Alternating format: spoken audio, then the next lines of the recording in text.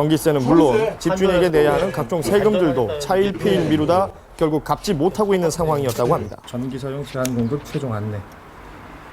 어머니의 시신을 수습하라는 장례식장의 독촉이 시작된 뒤로는 아예 종적을 감췄다고 합니다. 3년 11년인데도 저 소된 거 지금 내줄게요. 우리 줄게요. 수주세도 안 하고 관세도 안 하고 전기세도 안 하고 가스요금도 안 하고. 이웃들은 딸 말고도 타지에 살고 있는 장남에 대한 소식을 알려주었습니다. 과연 고인의 아들은 어머니의 시신 수습에 대해 어떤 생각을 가지고 있을까요? 여보세요? 네, 안녕하세요. 저 SBS의 고현준이라고 하는데요. 아이고 누나가 자꾸 징징 오더라고요. 누구 절대 통화하면 안 되고 만나면 안 된다고 어디 징징 오더라고 아까요. 어렵게 연락이 닿은 고인의 유족. 5개월째 수습되지 못하는 어머니의 시신에 대해 이야기를 듣고자 제작팀은 여러 번의 통화를 시도하면서 설득에 들어갔습니다. 어디서 좀 뵐 수 있을까요?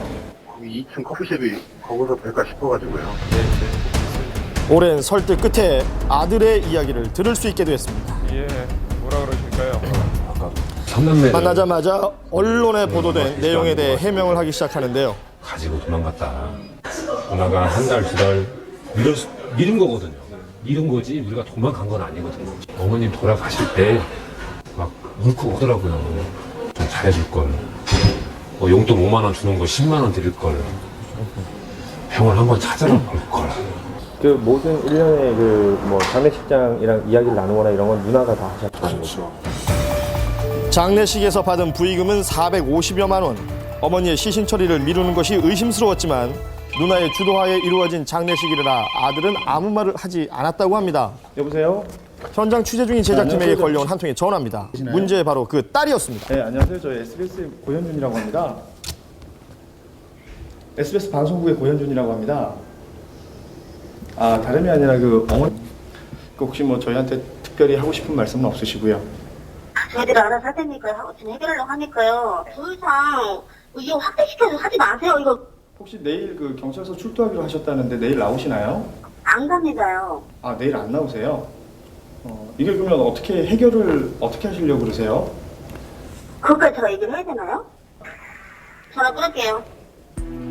결국 고인의 시신 처리에 대한 명확한 계획은 딸과 아들 그 누구에게도 듣지 못했습니다. 5월 5일 날 돌아가셨는데 지금은 살아계신 걸로 지금 나오고 있는 거죠. 제가 그렇게 알고 있어요. 5달이 지났는데도 서류상으로는 살아계신 거군요. 장례식장에서 그 손을 떼다가 가야만 사망신고가 된대요.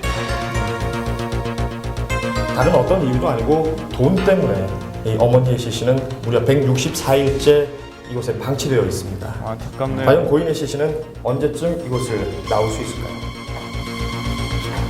고인이 되었지만 사망 신고조차 못하는 삼남매의 어머니. 이들이 장례 비용을 치르거나 사체 포기각서를 써야지만 해결할 수 있다고 하는데요. 고인을 위해 하루빨리 삼남매의 확실한 의사결정이 이루어졌으면 하는 바람입니다.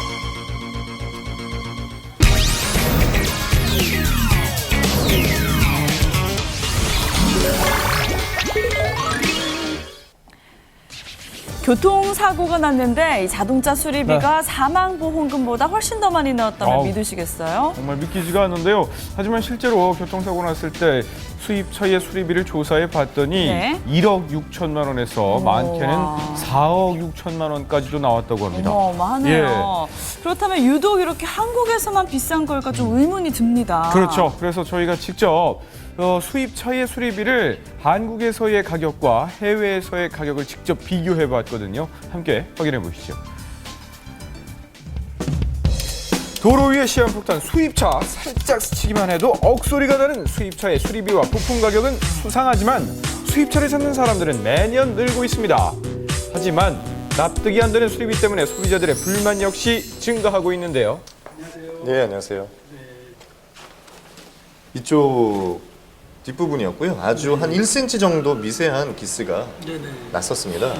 볼까요? 눈에도 잘 보이지 않는 작은 흠집인데요. 저는 개인적으로는 그냥 뭐 간단한 어떤 그런 뭐 도색 정도라든가 그런 부분을 생각을 했는데 자차 보험으로 아예 전체를 다 그냥 그 범퍼를 갈아라.